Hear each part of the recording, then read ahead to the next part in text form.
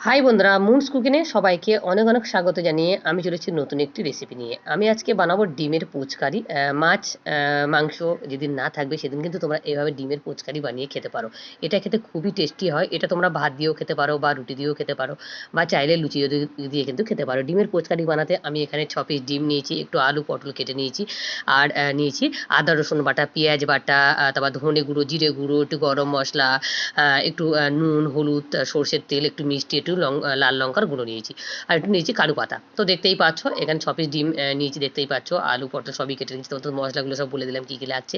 তো দেখো, যেহেতু ছোট্ট আমার ভিডিও, মানে অল্প টাইমের মধ্যে তোমাদের সঙ্গে রেসিপিগুলো শেয়ার করি, তো সেই জন্য আগেই তোমাদের মশলাগুলো বলে দিলাম, মশলাগুলো আগে সব। তো দেখতে পাচ্ছ আলুটা একটুখানি দিলাম, একটা পাত্রে কিন্তু সিদ্ধ করতে দিলাম একটুখানি, আর একদিকে দেখতে পাচ্ছ একটু সর্ষের তেল দিয়ে আর উপর দিয়ে একটু নুন ছড়িয়ে ডিমগুলো কিন্তু সব পোচের মতো কিন্তু ভেজে নেবো।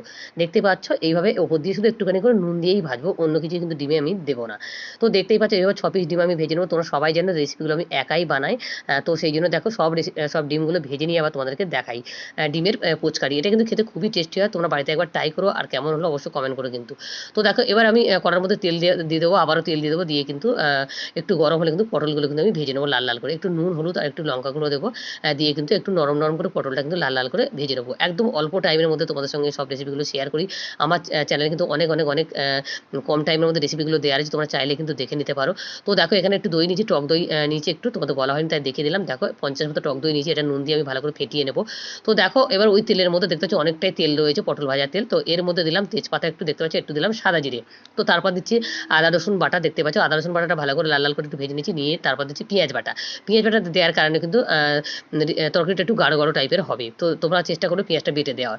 তো তারপর দেখো এর মধ্যে এবারে বাকি মশলাগুলো দিচ্ছি, পরিমাণ হলুদ, পরিমাণ নুন, আর দিয়ে দেবো 1 চামচ মতো মিষ্টি। আমি সব রেসিপিতে একটু মিষ্টি খাই বন্ধুরা। আর দিচ্ছি একটু লঙ্কা গুঁড়ো, পরিমাণ মতো লঙ্কা তোমরা বুঝে দিয়ে দেবে যে যেমন লঙ্কা খাবে। আর দেখো একটু মিষ্টি দিচ্ছি, আর মিষ্টিটা আমি সব রেসিপিতে একটু ব্যবহার করি, কারণ হচ্ছে সব মশলার ব্যালেন্স থাকার জন্য। এবার দেখো 1 চামচ ধনে গুঁড়ো, 1 চামচ জিরে গুঁড়ো দেখতেই পাচ্ছি, দিয়ে ভালো করে নাড়াচাড়া করে এখানে দিচ্ছি একটু টক দই, এটা ফেটিয়ে রাখা টক দই নুন দিয়ে ফেটিয়ে রেখেছি। এবার ভালো করে সব একসাথে কষিয়ে নিচ্ছি, নিয়ে কিন্তু সিদ্ধ করে রাখা আলুটা একটুখানি সিদ্ধ করে রেখেছি আলুটা। তো দেখো দেখো ডিমের ঝোলের মতো আলু কেটেছি, দেখতেই পাচ্ছ।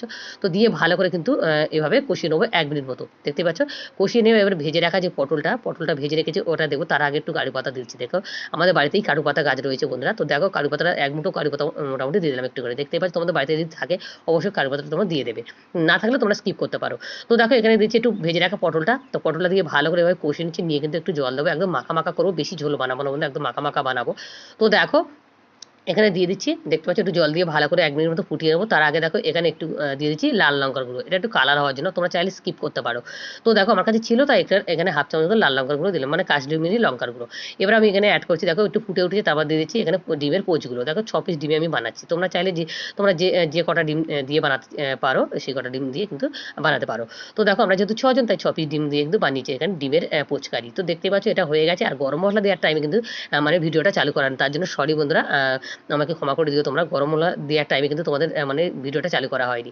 তো তোমরা অবশ্যই কিন্তু গরম মশলা দিয়ে দিও, সেটা তোমরা গুঁড়ো মশলা দিতে পারো বা তোমরা বাটা গরম মশলাও দিতে পারো। তো দেখতে পাচ্ছ ডিমের আন্ডা কারি আমার একদম রেডি হয়ে গেছে, মানে ডিমের পোচকারি। তো দেখতেই পাচ্ছ, চলো আজকের রেসিপিটা আমি এখানেই শেষ করছি, ফিরে আসবো অন্য কোনো রেসিপিতে। ততক্ষণ সবাই ভালো থেকো, সবাইকে ভালো রেখো, আর অবশ্যই তোমরা সবাই সাবধানে থেকো।